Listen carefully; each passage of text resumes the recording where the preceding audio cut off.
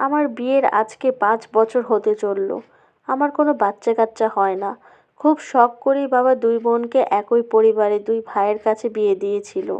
আমার বিয়ের 3 বছর পর বিয়ে হয় আমার বোনের আর আমার ছোট দেবরের। আমার শাশুড়ি আমাকে প্রথম প্রথম ভালোবাসলেও বাচ্চা কাচ্চা না থাকায় এখন উনি সবসময় আমার উপর রেগে থাকেন।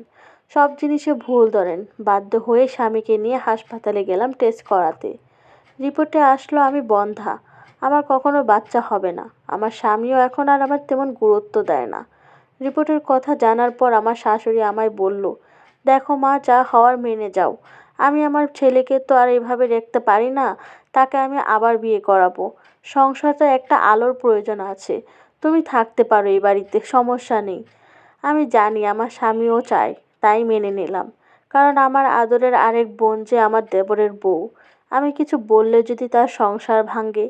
বিয়েটা হয়ে গেল আর আমার স্বামীও এখন ওর নতুন বউ নিয়ে ব্যস্ত। আমিও একটা ছোট্ট জব নিয়ে নিলাম নিজের জন্য। 2 বছরের মাথায় দেখতে পেলাম আমার বোনকেও আমার শাশুড়ি যা তা বলে কথায় কথায় অপমান করত।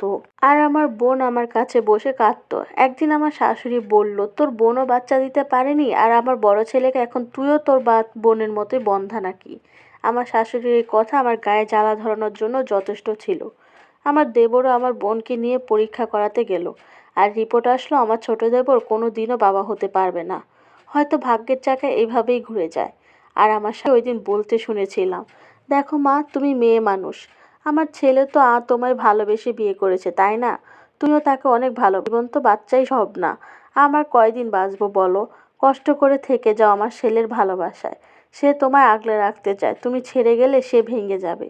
আমার বোন আমার দিকে তাকিয়ে একটা মুচকি হাসি দিয়ে আমার শাশুড়ির 2 হাত ছেড়ে দিয়ে বলল, মা, একদিন আমার বোনকে আপনি বলেছিলেন মেয়েদের জীবনে বাচ্চাই সব। মা না হলে তাদের জীবনের কোনো মূল্যই নেই।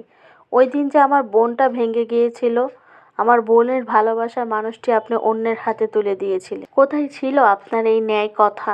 শাশুড়ির লজ্জায় চোখ নামিয়ে নেয়। সাথে থাকা আমার স্বামীও। আমি ওই দিন আমার বোনকে অবাক হয়ে দেখছিলাম। ও আমার হাত ধরে বাড়ি ছেড়ে দেয়। আজ আমার বোনের 2টো ছেলে আর একটা মেয়ে আছে, ওর সুখের সংসার। আর আমার 2টা যমজ মেয়ে আছে। আমি একজনকে বিয়ে করেছিলাম বাবার পছন্দের। তার ওয়াইফ ডেলিভারির সব মারা যায়। আর তার মেয়েকে নিজের মেয়ের মতোই ভালোবাসি। তারা জানে না আমি তাদের মা নয়। আমিও তাদের জানাইনি। হোক না আমারই তারা। জন্ম না দিলে কি মা হওয়া যায় না? এই গল্পটির সাথে আমার বাস্তব জীবনের কোনো রকম মিল নেই। গল্পটি আমি ফেসবুক থেকে নিয়েছি। গল্পটি খুবই সুন্দর ছিল। আপনাদের কাছে কেমন লেগেছে অবশ্যই কমেন্ট করে জানাতে ভুলবেন না।